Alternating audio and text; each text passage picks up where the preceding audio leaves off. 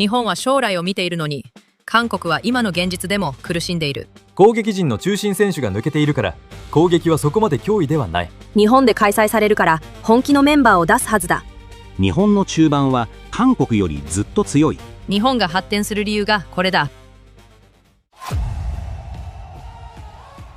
こんにちは、葵です。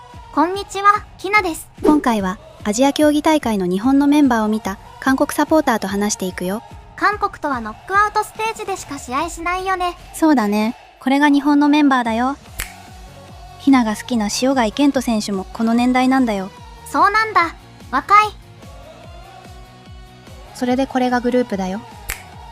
会場が発表されてて、日本はグループステージ3試合ともトヨタスタジアムで試合するみたいだね。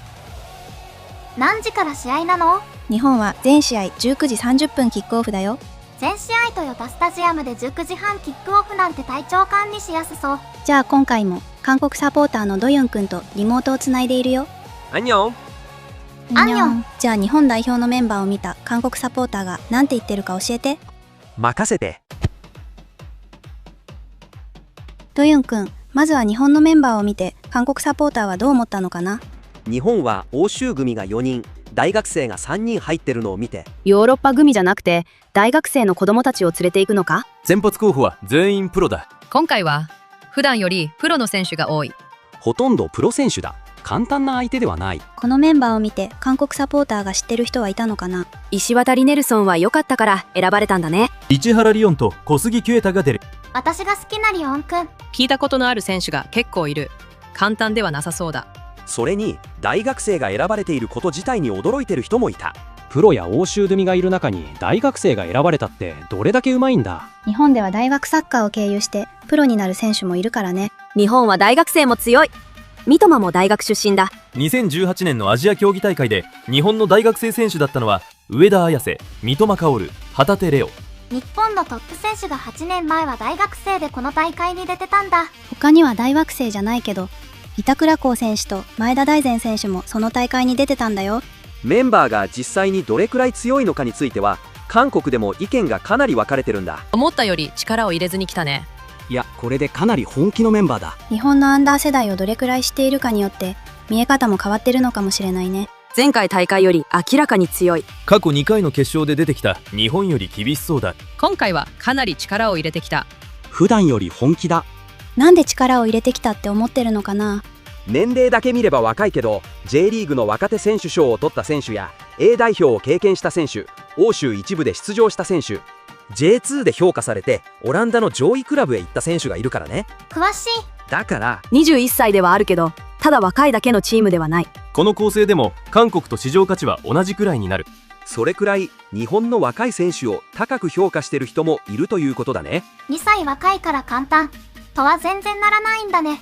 ただ日本が現時点で出せる最強メンバーではないということも知ってるんだ。後藤圭介、塩貝健人、佐藤龍之介、斉藤俊介たちも出場できる年齢なのに入っていない。ドルトムントやバレンシアにいる選手まで全員来ると思っていた。そこまで来ると思ってた人からするとちょっと手加減に見えるのかな。代表ウィークじゃないからクラブは拒否したら呼べないもんね。塩貝健人と後藤圭介が来なかっただけでも助かった。その選手たちまで入った U23 ならはるかに強力なチームになったはずだ。これはオリンピック代表ですら絶対にない。市原、小杉、横山、大関以外はオリンピックメンバーですらない。自国開催だから普段よりは力を入れたけど、五輪代表の主力を全員集めたチームではない。日本選手について詳しいんだね。詳しすぎるからポジションごとに聞いていこうかな。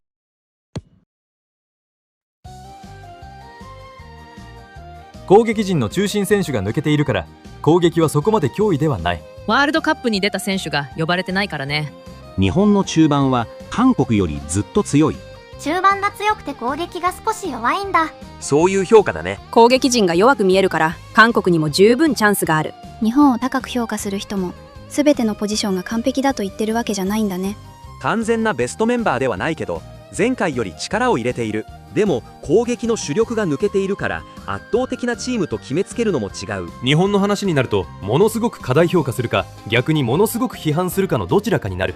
もっと中立的に見ろ。バレンシアやボルフスブルクに所属しているからといってすぐにものすごい選手として扱うのは違う。日本だけを特別に持ち上げるのではなく、実際の選手の立場や現在の実力を冷静に見ろ。それと日本の選手個人の強さだけじゃなくて大会の使い方そのものを評価する声も多かったよ。大会の使い方？日本は今回だけ特別に若い選手を出したわけじゃなくて、以前からアジア競技大会を五輪に向けた準備の場として使ってきた。日本にとってアジア競技大会はいつもオリンピックに向けた準備班みたいなものだ。日本は将来を見ているのに、韓国は今の現実でも苦しんでいる。2年後まで考えてチームを作ってるのが羨ましいよ。勝っても負けても哲学が見える。ただそれが羨ましい。これが自信であり、長期計画をずっと続けるということだ。日本サッカー協会は仕事をしている。日本が発展する理由がこれだ。開催国ならちゃんと優勝を狙うべきだって言ってる人たちもいるね。開催国なら使える年齢の選手を揃えて最大限の戦力で臨むべきだ。自国で開かれる23歳以下の大会なのに、21歳以下だけを出して金メダルを狙うということなのか。3大会連続優勝中の韓国は23歳の選手を揃えてワイルドカードまで使う。それなのに日本は自国大会でも21歳以下だけなのか。他国開催なら理解できるけど、自国開催で全種目の優勝を目指す大会なのに、なぜ23歳以下とワイルドカードを使わないんだ。日本はそれでも優勝しちゃうかもね。でもそれに対する反論もかなり多かった。どんな反論？日本はこの大会をオリンピックへ向けて通過する大会として考えて、ずっと21歳以下の選手を出してきた。自国開催だからって急に方針を変えることはなかったね。日本で開催されるから本気のメンバーを出すはずだという考えは、韓国人が勝手に考えているだけだ。韓国以外の多くの国はアジア競技大会に21歳以下で出てくる。アジア競技大会の位置づけが韓国と他の国で違うんだね。サッカーではそれほど力を入れるほど重要な大会ではない。 AFC の大会ではない。欧州クラブに選手を出す義務もない。アジア競技大会のためにシーズン中の海外組を無理に呼ぶほどの大会ではない。所属クラブも出してくれないし、本人も来ようとはしない。アジアでも大きな関心を持たれていない大会に兵役義務もない選手を欧州のシーズン中に連れてくるのは所属クラブに大きな損害を与える。韓国は兵役免除がかかってるから大会に対する考え方が違うのかもしれないね。韓国の選手にとっては普通の国際大会とは重みが違うんだよ。金メダルを取ると兵役が免除されるんだよね。そうなんだ。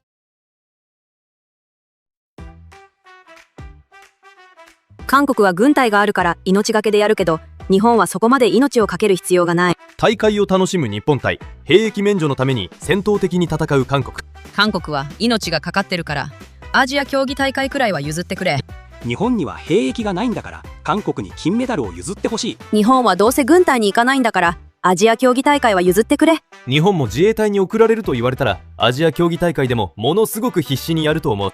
優勝できるかできないかで2年が変わるなんて必死になるよね。兵役がなければ韓国も日本のように若い選手に経験を積ませると思う。韓国も本当は先の大会を見ながら若手を育てたいってことを？そう思ってる人も多いね。兵役さえなければ俺たちも日本のようなメンバーを送るはずだ。若い選手に経験値を与えるのがいいけど、兵役免除がかかっているからできない。韓国は状況が違う。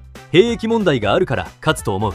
韓国がこれまでアジア競技大会で強かった理由についても議論になっていた。これまでのアジア競技大会は韓国だけ兵役免除がかかっていたから他の国との戦力差が大きかったんじゃないか。他の国では代表招集を認めてもらえず、もともと若い選手が出てくる大会だ。兵役免除があるから選手たちはよくやれていたのか。兵役免除パワーってすごいね。選手選考についても兵役が基準になることへの議論があったよ。上手い選手を選ぶんじゃなくて兵役免除が必要な選手を選ぶってことを？アジア競技大会のサッカーは兵役免除のための試合だから免除が必要な選手を中心に選ぶ。代表選手を兵役未了かどうかで選ぶのか、実力で選ぶんじゃないのか。兵役未了の選手を選ぶ方がいいとしても、まず実力がなければ優勝できない。優勝できそうにないのに兵役免除も何もない。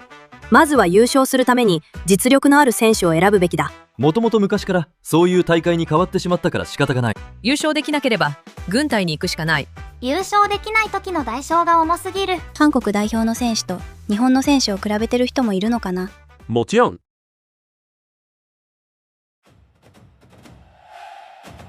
攻撃陣についてはペジュのヤン・ヒョンジュン、オムジソンの2列目は日本も止めるのが難しい。イ・ヨンジュンは身長193センチだから日本に止められる選手がいないかもね。韓国はプロと欧州組を揃えているからスカッドだけ見れば韓国が優勢だ。韓国の攻撃対日本の守備なら韓国の攻撃が強いって見てるんだね。そうだね。リオンくんがいるのに。ただ中盤については厳しい評価もある。日本の中盤の方が強い。韓国は中盤で前面に出せる選手が少ない。攻撃は韓国、中盤は日本だ。現在所属クラブで十分に出場できていない選手が心配だ。イ・スンウォンも昨年 K リーグの若手選手賞を取っているからベンチというだけで無視できる選手ではないって言われてるし、選ばれなかった選手についての不満も大きい。キム・ミンスを選ばなかったのは理解できない。イエンスを選ぶべきだった。ユン・ソンジュはなぜ選ばれてないんだって言われてたね。ユン・ソンジュン選手は京都サンガ FC の19歳の選手だね。日本開催だし日本のクラブなら有利そうなのにね。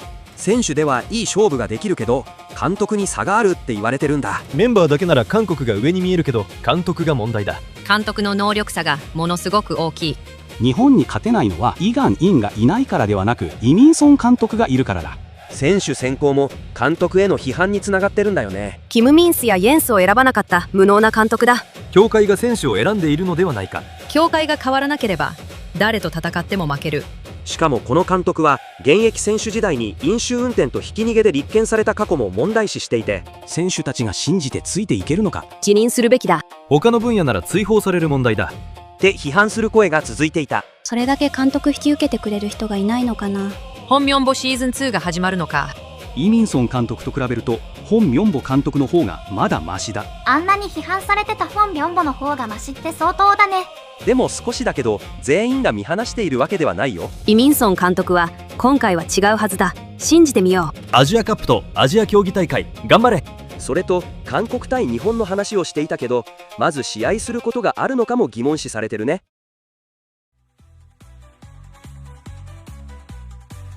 まずイ・ミンソンが日本と対戦するところまでいけるのか。日本に会う前に敗退する予定だ。韓国は死の組でサウジアラビアとの評価試合でも2対0、4対0と2度負けているから日本と対戦する前に敗退すると予想する。そうだ、韓国は3カ国の組だった。サウジアラビアとカタールに負けて2戦全敗でグループリーグ敗退する。グループステージ突破した国には体力的に有利だけど敗退する国には2試合しかできなくて損な組だよね。今のチームならグループリーグ敗退だ。グループ突破も難しく見えるこの世代が本当にかわいそうだ。決勝どころかグループリーグで落ちても驚かない。でも韓国は本気だしグループステージ突破できるかもしれないよ。グループを突破したとしてもその先を心配してる人もいるんだ。準々決勝か準決勝へ向かう途中でベトナムやウズベキスタンに負けると思う。最近強い中国が決勝へ進んで日本と対戦する方が現実的だ。最近は勝った試合もなく中国にも負けた。キルギスに負けたチームが優勝できるのか。キルギスにも負けるんだから日本と対戦する前に脱落する。イ・ミンソンはキルギスやベトナムにも負けている。日本はキルギスと同組だし日本も要注意だね。韓国は2002年の遺産で今まで耐えてきたけどこれからどうやって日本に勝つんだ。韓国サッカーが本当に弱い国になっていっている。韓国サッカーにはもう関心もない。今回も期待できない。私たちも勝つとは思っていない。でかなり諦めムードだよ。頑張って応援してあげて。今まで3連覇してきた経験があるから決勝までは行くと思う。グループリーグは厳しいけど2試合しかないことはむしろ得だ。日韓戦は大会の注目カードなのに韓国ではそこまでたどり着くこと自体が最初の目標みたいになってるし日本と試合できないと思ってる人も多い。それでももし日本と対戦した場合の勝敗予想もあったりするのかな。そこはかなり多く出てるんだよね。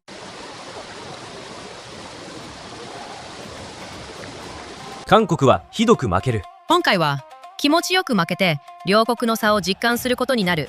日本も海外組を加えて日本のホームだから対戦したら韓国が7対3くらいで不利だと思う。今回の日韓戦は以前より厳しい。アジア競技大会の日韓戦はいつも難しかったけど今回は日本の戦力も強くアウェーになる。決勝で負けて韓国が銀メダルになるのが一番ありそうだ。今回は日本が勝って優勝すると思う。日本が4対0で勝ちそうだ。韓国は日本に3対0で負けるだけでもよくやった方だ。3点差で褒めてもらえるの？それくらい厳しく見てる人がいるということだね。日本には負ける予想なんだ。日本が勝つって人に対して反論している人も少しいたよ。対戦してみなければわからないだろう。勝つことも負けることもあるのがサッカーじゃないか。韓国では日本有利という空気が強いね。それと大岩監督は前回大会について触れながら、海外組や強い選手がいる韓国に勝つ準備はできている、前回大会の悔しさを晴らしたいという会見でのコメントについて話している韓国サポーターも多いんだ。グループ違うのになんで会見で韓国の話になるの？前回のアジア競技大会では決勝で韓国が日本に2対1で勝って3大会連続の金メダルを獲得したんだ。この年代の2歳から3歳の年齢差は個人能力では大きな差になる。前回はイ・ガンインがいたから韓国が勝てた。あの時イ・ガンインは何もしていなかった。0得点0アシストで優勝したチームに乗っただけだ。前回の日本も U23 ではなく U21 だったと記憶している。韓国はイ・ガンインを入れてもその日本になんとか勝った。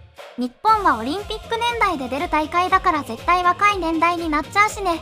日本のゴールキーパー鈴木ザイオンの出来が悪かったから勝てた。日本は2歳若い U21 で韓国に2度勝っている。今年の U23 アジアカップの準決勝でも日本は韓国に勝っていたね。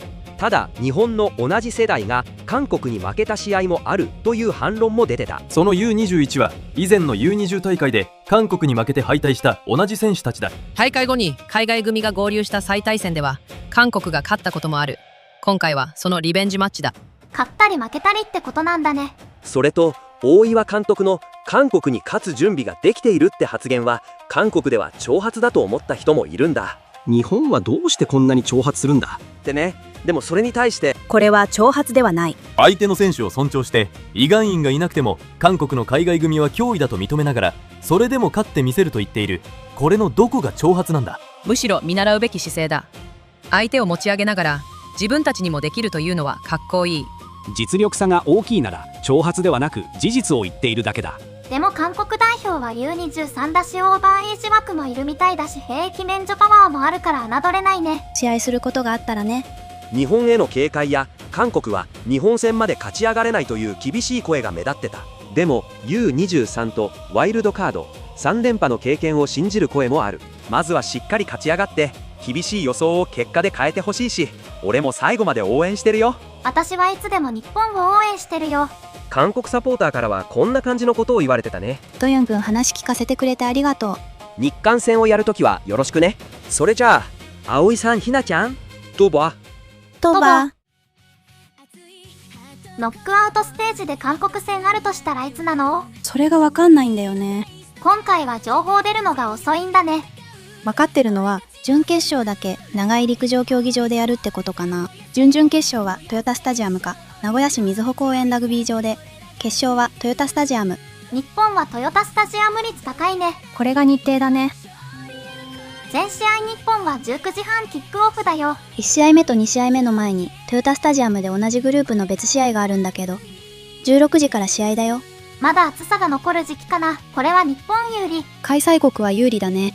開催国が強いっていうのも納得だ。じゃあ今日は終わりだよ。ご視聴ありがとうございました。日本はどこまでいけると思いますか？あなたの感想をコメントでぜひ聞かせてくださいね。ご視聴ありがとうございました。